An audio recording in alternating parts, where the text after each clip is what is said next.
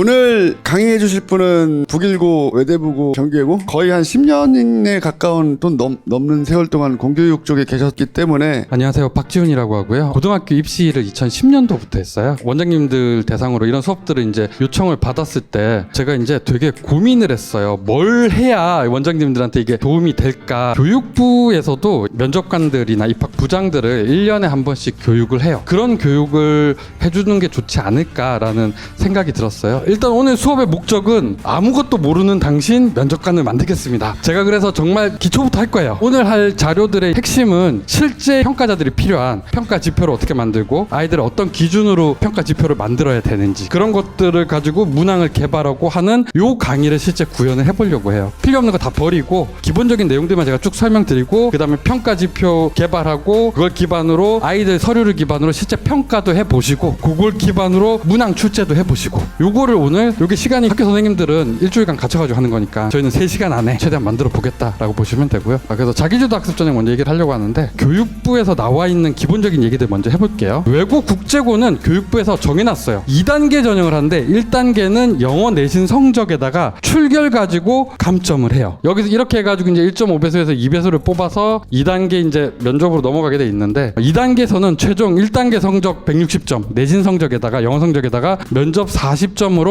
최종 선발을 하게 돼 있고요. 자기주도 학습 영역이랑 인성 영역을 평가하게 돼 있는데, 외고들은 보통 딱 하루 면접을 해요. 5분에서 7분 사이, 보통 요 정도라고 보시면 되고, 5, 6분이 지나면 끝나면 이제 나가는 구조다라고 보시면 돼요. 면접관이 3분이잖아요. 3분이 다 최고점을 주면 그럼 2배수 끝에 있는 애가 합격권까지 뒤집어 엎을 수 있을 정도로 점수폭을 줘요. 면접에서 면접관들이 확신을 갖는다면 뒤집히게 돼 있어요. 중3 여학생들은 사실은 이런 프로그램들이 막 있어요. 아이한테 시간표를 짜라고 그러면은 아이들이 시간표를 잘 짜요. 그래서 외대보고 하나고에 들어가는 남자애들도 보면 느낌이 되게 꼼꼼한 남학생들 있잖아요. 이런 학생들이 되게 많은데, 상상고에 오는 남자애들은 차근히 앉아서 열심히 공부만 하는 친구들, 이런 친구들이 많아요. 이것도 면접관들이 되게 많이 싸우는 요소 중에 하나예요. 기준을 뭘로 보느냐에 따라서 느낌이 확 달라지잖아요. 어떤 거를 먼저 기준으로 잡고 스타트 하느냐가 생각보다 중요한데, 이게 학교마다 좀 차이가 있어요. 개인적인 의견은 이거예요. 경쟁이 심한 학교는 자소서를 먼저 중심으로 보고요. 경쟁이 조금 약한 학교는 학생부를 먼저 기준으로 봐요.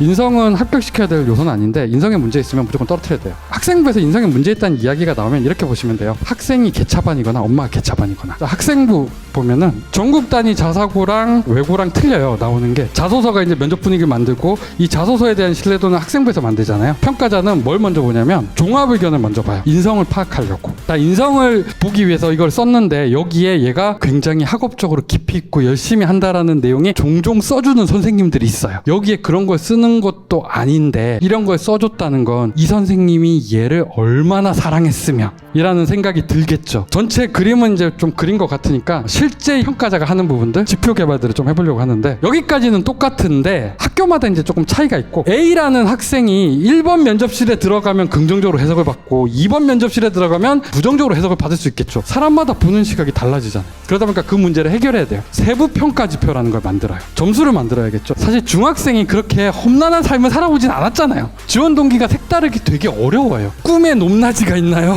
평가 점수가 그렇게 높아질 이유가 없어요. 안 썼으면 감점 요인은 돼요. 도착 지점은 딱 하나예요. 우리 학교 와서 학교생활 잘할 애를 찾는 거예요. 수업을 잘 따라갈 수 있느냐, 공부를 잘해 나갈 수 있느냐, 그게 기본적으로 깔려요. 융합적이고 창의적이고 이런 사고들도 할 수 있느냐, 자기주도적으로 할 수 있느냐, 단체 생활 할 수 있느냐, 이거를 학교별로 그냥 단어를 바꿔 쓴 거다. 학교가 10년이 지나도 뽑고 싶은 아이들은 안 변해요. 추구하는 건 똑같아요. 긴 시간 동안 고생 많으셨습니다. 감사합니다.